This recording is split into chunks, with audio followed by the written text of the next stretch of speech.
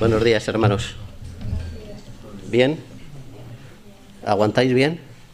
¿Sí? Os voy a pedir, por favor, que os pongáis de pie. Estiréis las piernas. Vale. Mováis la cabeza si necesitáis mover la cabeza. Y que cuando terminéis, pues, os sentéis. Porque así escuchamos mejor, ¿verdad? Tanto tiempo sentado, pues, a lo mejor como que nos dispersamos, ¿no? Gracias, gracias. ¿Cuántas veces habéis mirado el móvil en esta mañana? ¿Cuántas veces habéis mirado en esta mañana, pues, vuestro Facebook, WhatsApp, Instagram o toda esa familia? ¿Cuántas veces? ¿Unas cuantas? Eres sincero, Pedro, gracias. ¿Cuántas? ¿Una? No te lo creo. Y encima por mi culpa. Es que esto no puede ser, ¿eh?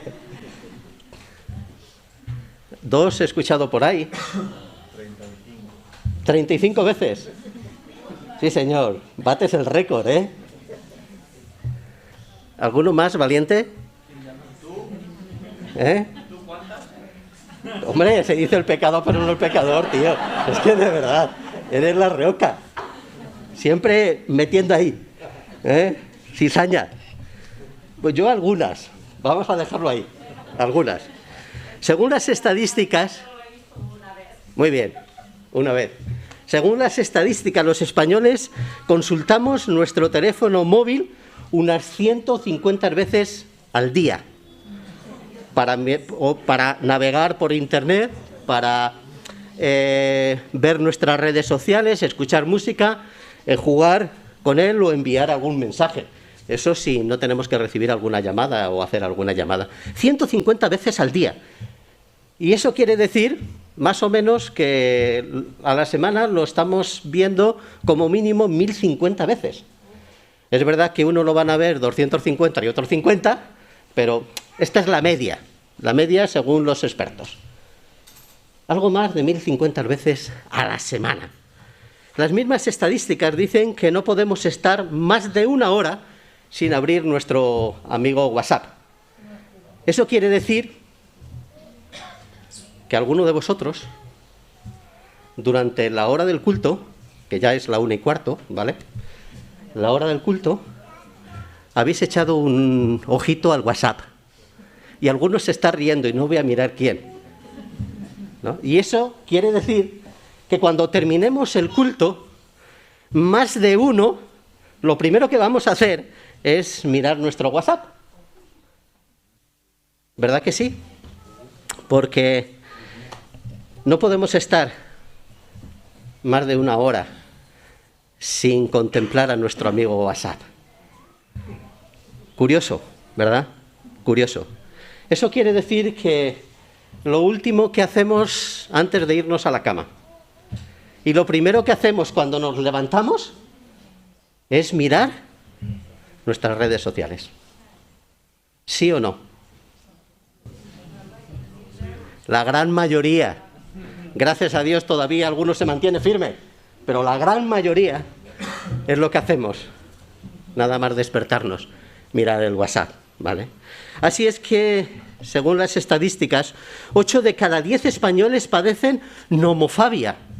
Si no había fobias a lo largo del mundo y a lo largo de los siglos, el siglo XXI nos ha traído una más, nomofobia, que es el miedo irracional a quedarnos desconectados, a no tener nuestro móvil cerca. Algunas personas, cuando no tienen el móvil cerca, cuando no tienen batería al móvil, cuando se lo han dejado en casa, cuando no tienen cobertura, entran en un estado de pánico, en un estado de ansiedad, de temblores, de miedo, porque no están desconectados, no tienen su teléfono móvil.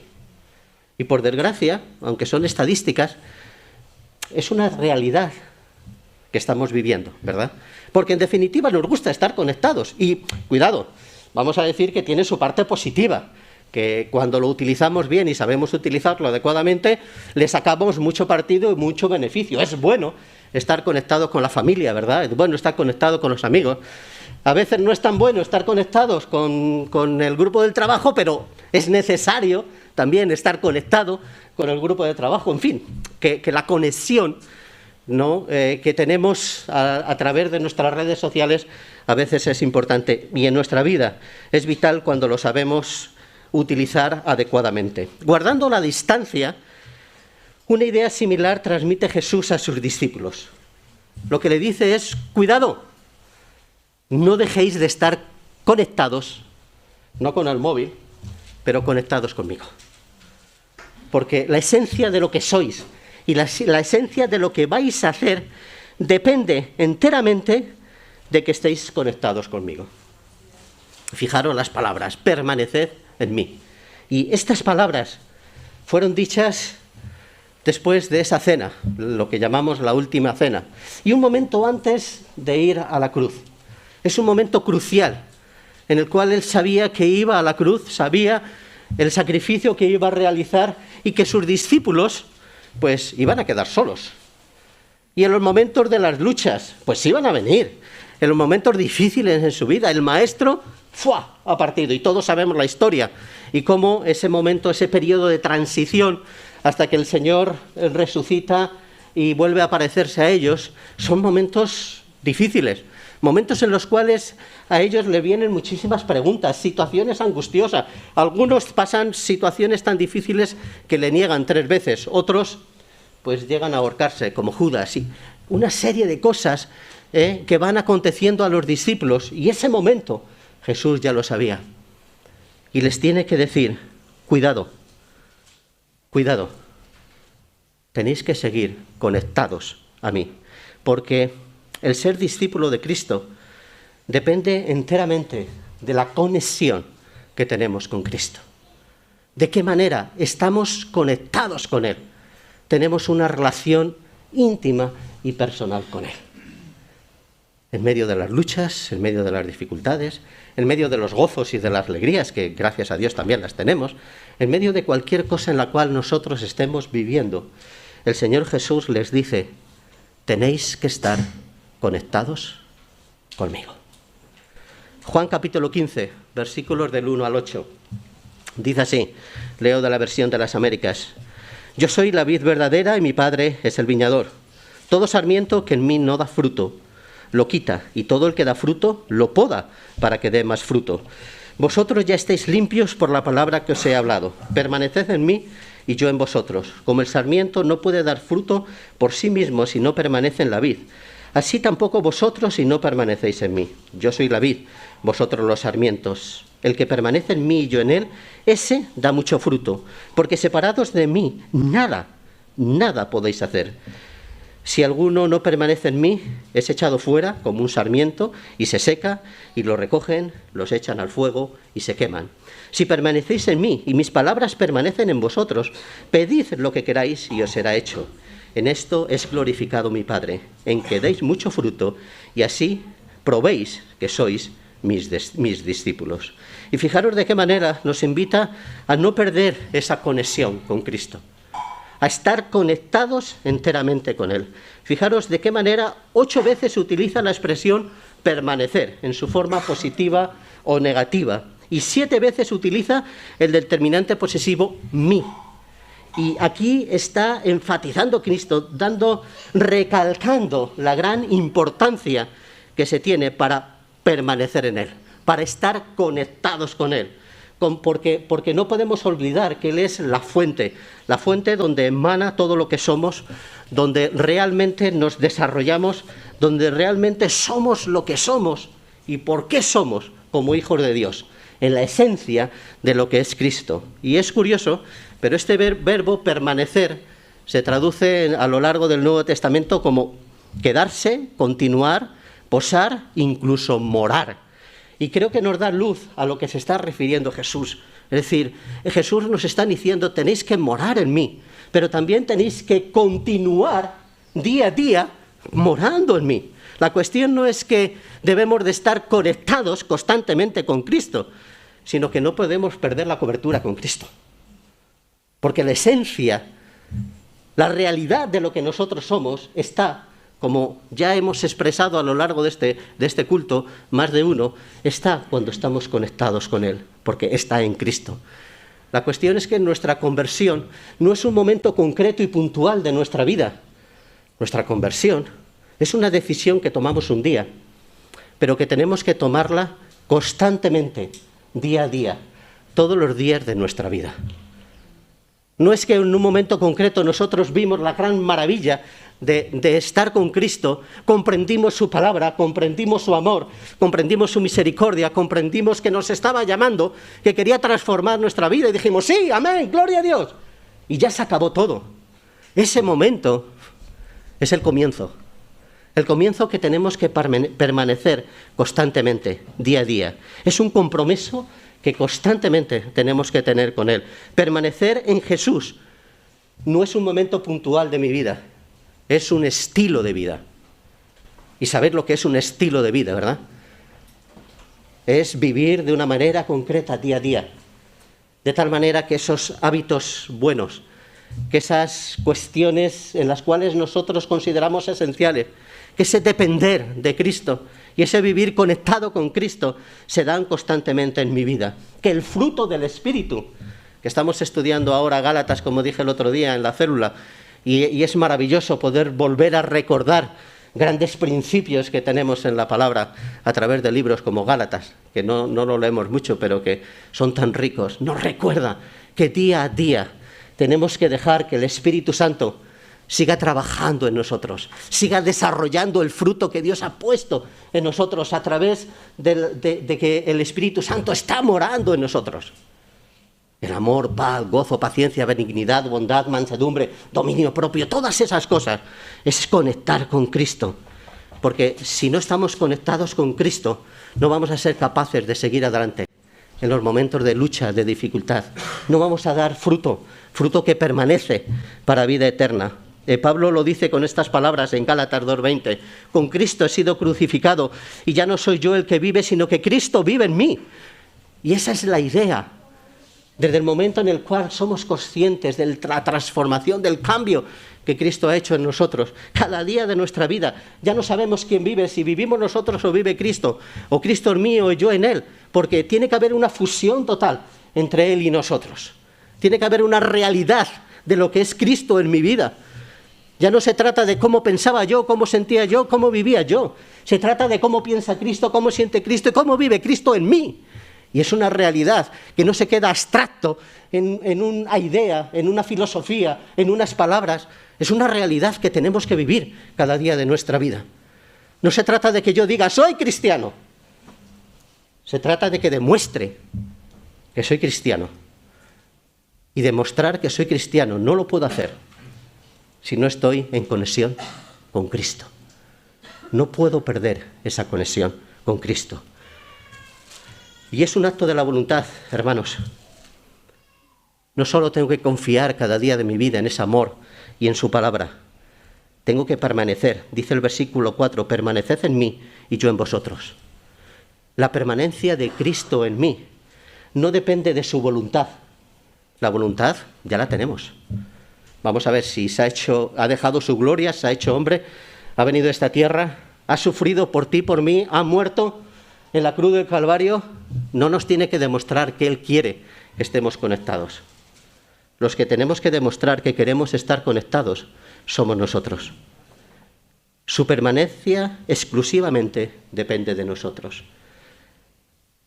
Está condicionado a la decisión que yo tome, a la respuesta que yo dé ante el ofrecimiento de Cristo. No se trata de que Él quiera o no quiera. Se trata de que si yo quiero, porque Dios no tiene hijos obligados. Dios tiene hijos libres que quieren conectarse con Él. Y cada día de nuestra vida, hermanos, tomamos una decisión. Decidimos estar o no estar. Decidimos o elegimos por Cristo o sin Cristo. Obedecerle o desobedecerle. Confiar y crecer o desconfiar. Cada una de las cosas que nosotros hacemos nos van a conectar más con Cristo o nos van a desconectar más de Cristo. Y cada una de las decisiones que tomemos en nuestra vida ¿Vamos a estar más aferrados a Cristo o vamos a estar menos aferrados a Cristo? En nuestras vidas cotidianas, en nuestras luchas, en nuestros momentos buenos y malos, en las decisiones que tomemos, en el trabajo, en la familia, en cada una de las cuestiones que tenemos que responder, en cada circunstancia que nos pasa, siempre tenemos que decidir por Cristo o sin Cristo. ¿Pero por qué? ¿Por qué este imperativo de permanecer en Él? Fijaros lo que nos dice en el versículo 1 del capítulo 15. Porque Él es la vid verdadera. Yo soy la vid verdadera. Los primeros oyentes estaban familiarizados con estas palabras.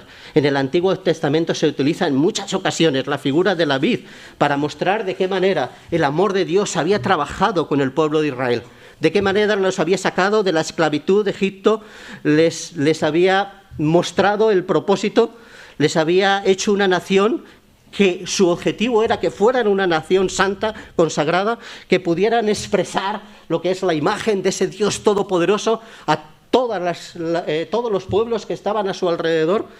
Dios había cogido a su pueblo para un fin concreto y ellos sabían perfectamente a qué se refería Jesús cuando estaba hablando de la vid.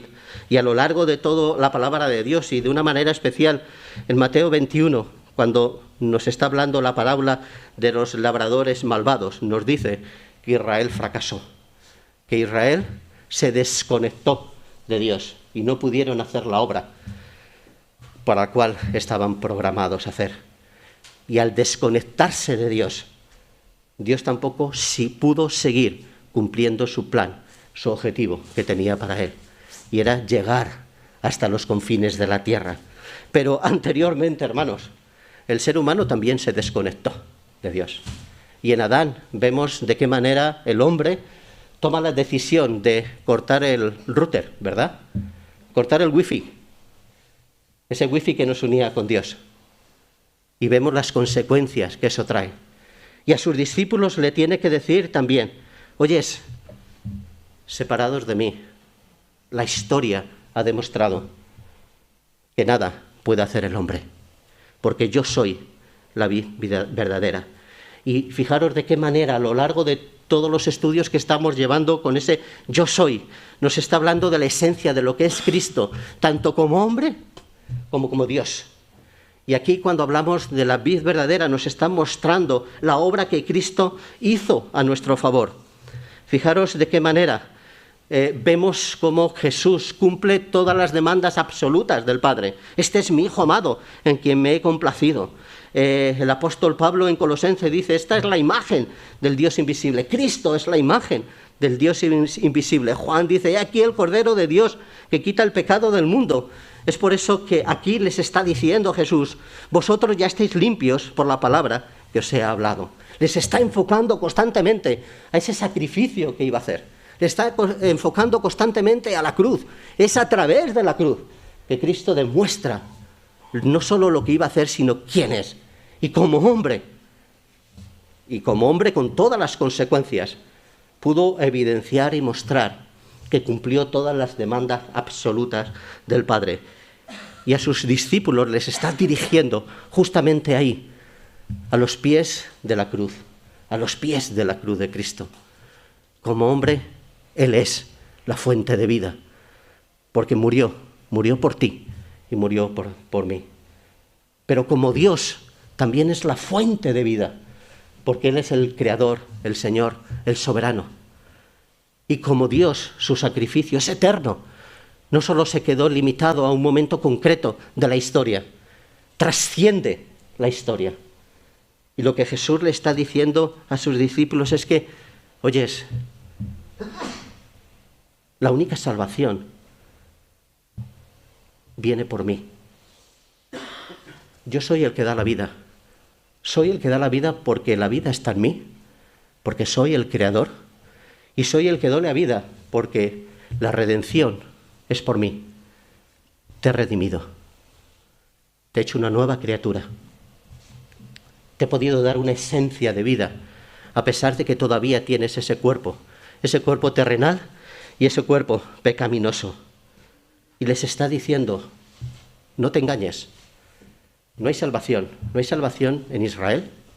No hay salvación en la Iglesia. No hay salvación en las religiones. No hay salvación en los hombres. No hay salvación en las doctrinas. No hay salvación en las obras. La única salvación que podemos tener es en Cristo.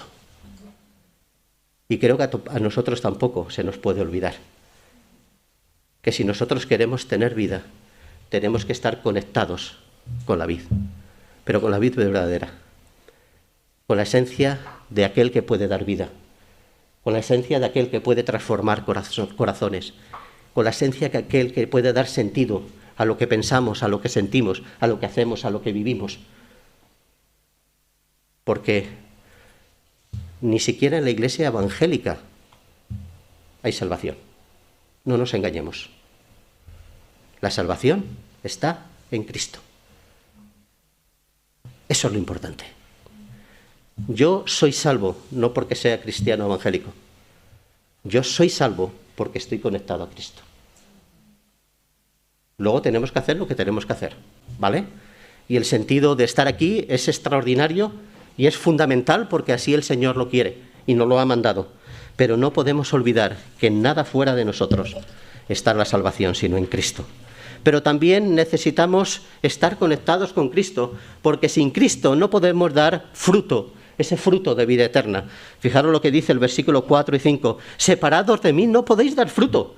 Separados de mí, nada podéis hacer. Y creo que como creyentes hemos desvirtuado un poco el sentido del fruto. Parece como que, nosotros somos salvos por fe. Y como somos salvos por fe y el fruto no nos salva, pues aquí paz y después gloria. Y vamos a ver, dejemos la cosa clara, no siendo que alguien diga que digo y no lo digo. Es verdad, la salvación entera y exclusivamente es por fe, no es por obra. Y lo entendemos muy claro. Cada vez que yo hablo a través de mi móvil, no le estoy infundiendo más cobertura porque estoy hablando con el móvil, ¿verdad? Sino que yo hablo a través de mi móvil porque tiene cobertura. Está conectado. Si no estuviera conectado, no podría estar hablando a través de mi móvil. La salvación es igual. Yo puedo hacer obras porque soy creyente. Unas obras, no cualquier obra, sino una obra que permanece para vida eterna porque soy creyente.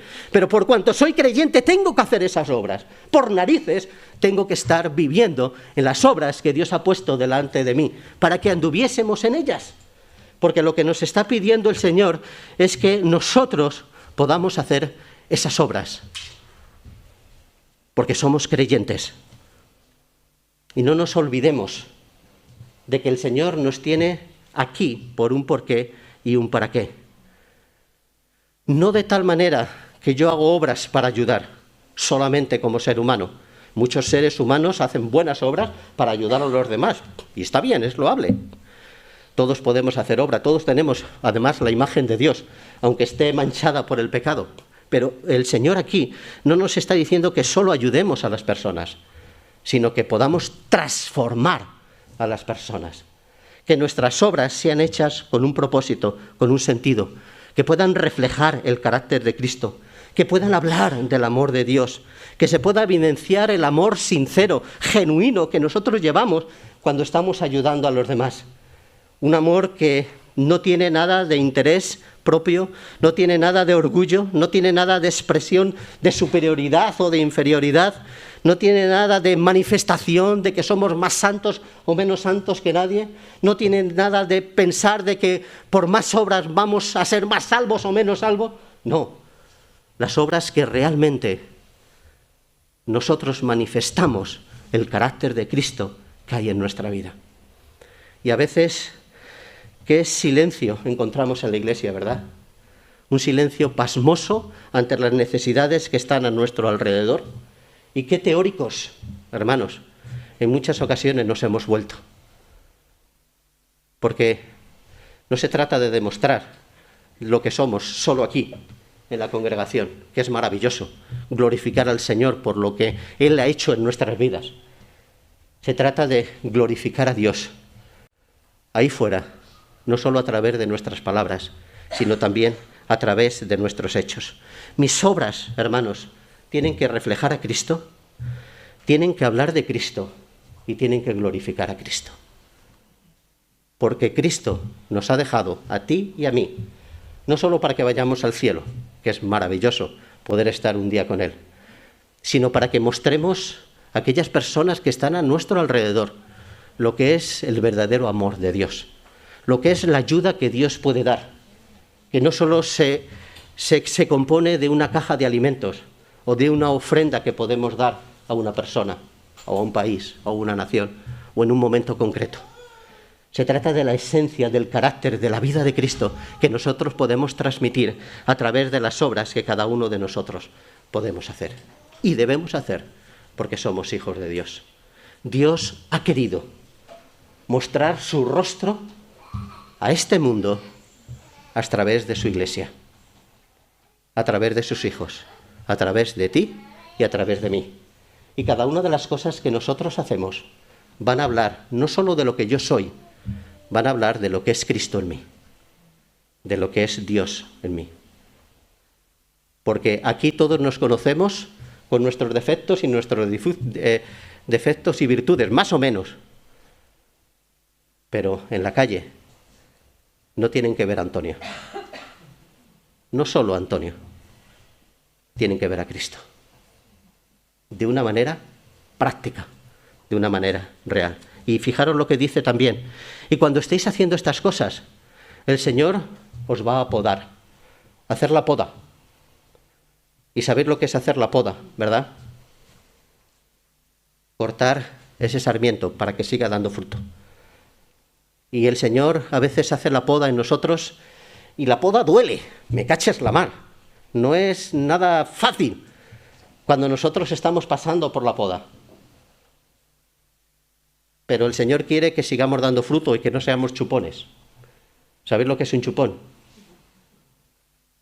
Esos sarmientos que a veces hay en las vides, esas yemas que no se han desarrollado y solo tienen hojas vegetales. Tienen vista, pero no dan fruto. Y obviamente el viñador llega y las corta, porque son inútiles, porque no dan fruto, son chupones.